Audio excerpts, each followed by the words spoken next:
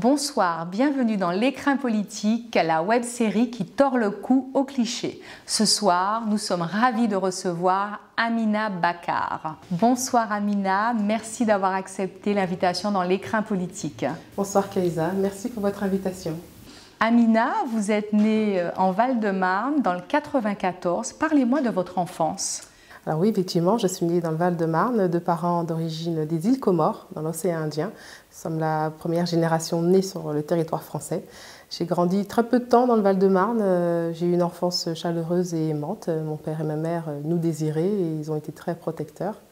Mon père est décédé tôt. J'ai perdu mon père à 5 ans et ma mère a été veuve à 21 ans. Elle s'est mariée à 15 ans. C'était la génération un peu, elle-même orpheline, pour qui le mariage était une opportunité d'un meilleur avenir en France. Et mon père et ma mère se sont séparés très tôt. Il a pris une seconde femme et j'ai été vivre avec mon père et cette seconde femme pendant un petit moment. Cette seconde femme nous a un petit peu maltraités, on va dire ça. Et c'est vrai qu'on a vécu des périodes un peu plus difficiles avec cette femme-là. Après, mon père est décédé, nous sommes retournés vivre avec ma mère. Et là, ça a été l'intégration accélérée, trouver un logement, trouver un travail, trouver des formations, parce que ma mère parlait peu français. Et donc beaucoup de déménagements en cascade dans toute l'Île-de-France, Seine-et-Marne, Val-de-Marne, 93 également, pour s'établir en Seine-et-Marne à Avon. Voilà. Et qu'est-ce que faisait votre mère? Ma mère, donc, au début, était mère au foyer, puis après elle s'est formée pour être caissière.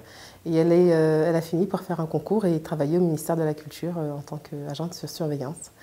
Donc c'est un parcours d'autodidacte où elle s'est beaucoup formée. Elle était curieuse de nature, elle aimait lire, elle aimait l'histoire des rois d'ailleurs. Elle aimait aussi beaucoup la politique. Et donc, voilà, on a appris en même temps qu'elle la langue et plein d'autres choses. Voilà. Et comment se déroulaient vos vacances d'été? Vous partiez aux Comores, à Mayotte? Enfin, comment ça se passait? Alors, mon premier voyage aux Comores, c'était à 15 ans. Mais en amont, ma mère avait quand même pressenti qu'il fallait qu'on s'occupe pendant les vacances. Elle avait ce besoin qu'on ne soit pas seule, étant veuve à 21 ans, élevant 2 filles seules dans un territoire où il n'y avait pas de famille. Elle avait eu besoin qu'on soit en connexion avec d'autres personnes. Donc elle nous a inscrits à un stage qui s'appelait Famille Vacances du Secours Populaire pour qu'on puisse connaître d'autres personnes qui partent en vacances n'en ayant pas elles-mêmes les moyens. Et c'est une famille qui m'a accueillie à 5 ans jusqu'à aujourd'hui, c'est des amis, c'est ma deuxième famille on va dire, des amis d'enfance qui habitaient dans le 93, une famille qui était assez bourgeoise, avec qui j'ai découvert un autre mode de vie, un autre milieu familial, un milieu assez bourgeois, catholique et plutôt à la sphère parisienne. Moi qui étais plutôt de la communauté noire, diaspora, des Comores, musulmane et assez modeste. Donc ça a été vraiment un mixage de cultures très riche.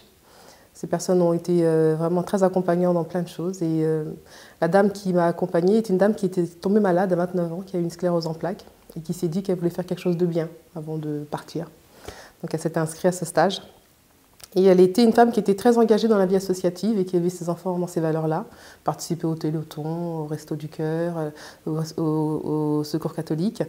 Et donc j'ai très tôt été initiée à la vie associative. J'allais avec elle aux permanences, accueillir des familles, distribuer des dons alimentaires et depuis très jeune. Aujourd'hui, vous êtes adjointe au maire dans le 77, dans l'opposition, alors que dans la mandature précédente, vous étiez adjointe au maire dans la majorité en charge de la petite enfance et de la vie associative.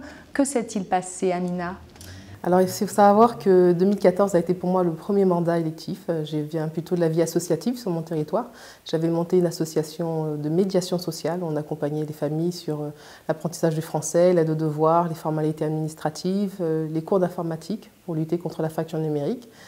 Et on avait été sollicité pour rentrer dans l'équipe de majorité municipale pressentie.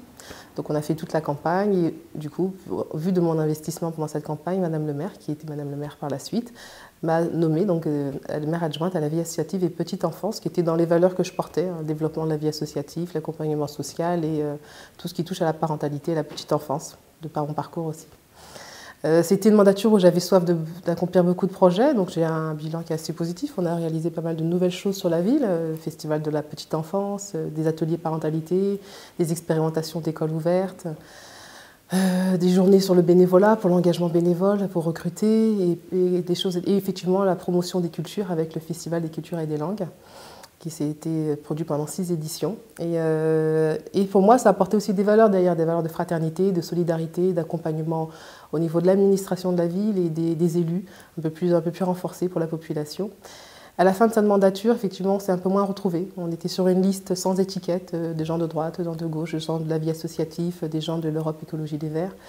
Et effectivement, on se rend compte très rapidement que le jeu politique rattrape chaque équipe. Il y a des marqueurs, une ADN, il y a des échéances électorales aussi où des fois les personnes se positionnent.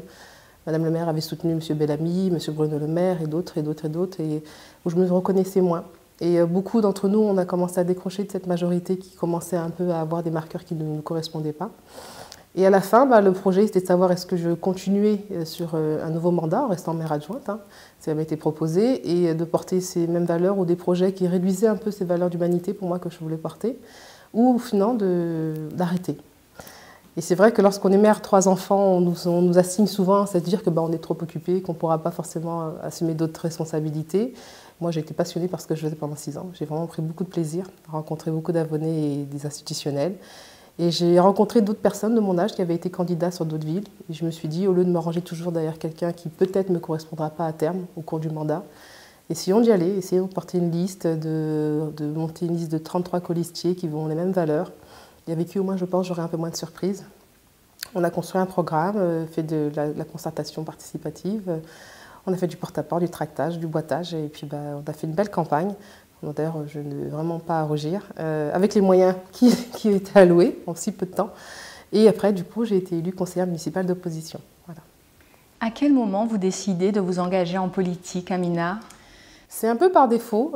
Étant dans la vie associative, j'ai toujours cru, et fortement encore aujourd'hui, au pouvoir associatif pour faire changer, pour pouvoir avoir des politiques correctrices des décideurs publics, d'accompagnement, de promotion, de certaines valeurs que j'aime incarner.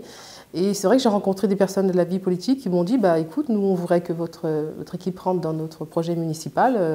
Moi je me rappelle toujours, j'ai dit moi je crois à la vie associative, et ce monsieur m'avait dit, qui est un peu mon mentor à l'époque, moi je crois à la vie politique, topons et on va voir où ça nous mène.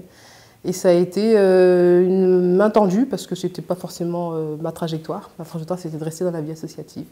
Et cette rencontre avec cette personne qui était dans ce logiciel-là, de donner une nouvelle chance à de nouvelles personnes hors sol, on va dire, d'ouvrir l'horizon des représentations politiques, ça a été une chance que j'ai saisie. Je saisis toujours les opportunités. Je pense qu'il faut être un peu opportuniste, mais dans le bon sens. Parce qu'il y a 2 choses qui ne reviennent pas, le temps et les opportunités, il faut savoir les saisir. Et c'était un défi aussi que je voulais relever, parce que j'ai toujours été pour la formation, pour apprendre, être dans de nouveaux codes, ça me passionne.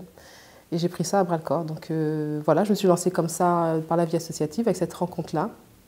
Et depuis, j'ai continué dans ce parcours-là, en me disant qu'aujourd'hui, il est bien d'avoir le levier de la vie associative. Il est bien aussi maintenant d'être parmi les décideurs publics qui permettent aussi d'agir sur ce qu'on voudrait qui se mette en place sur notre territoire à destination des populations ou ce qu'on n'aimerait pas que ça continue. Et pour le coup, je me suis dit, voilà, sois candidate et porte ton projet, fais-le entendre. Et s'il adhère, s'il rencontre l'adhésion de certaines personnes, il y a des chances qu'un jour, que ce soit par toi ou par quelqu'un d'autre, ces idées soient un jour mises en pratique. Et comment ça se passe aujourd'hui en passant de adjointe au maire à conseillère municipale dans l'opposition? Alors c'est un autre exercice démocratique. C'est vrai que quand on est dans la majorité, on a le confort de l'administration qui nous fait beaucoup de travail. On a aussi de nous-mêmes à donner, ça c'est toujours important. Quand on est dans l'opposition, on est sans filet. On n'a pas d'administration, on doit aller chercher les informations, vérifier la véracité des informations. On est alpagué par les habitants sur tout sujet et c'est aussi très important d'être aussi dans la capacité de faire des remontées. Et c'est un travail encore plus chronophage. Maintenant, il est vrai que j'ai plus les délégations, donc j'ai plus tout ce qui est afférent.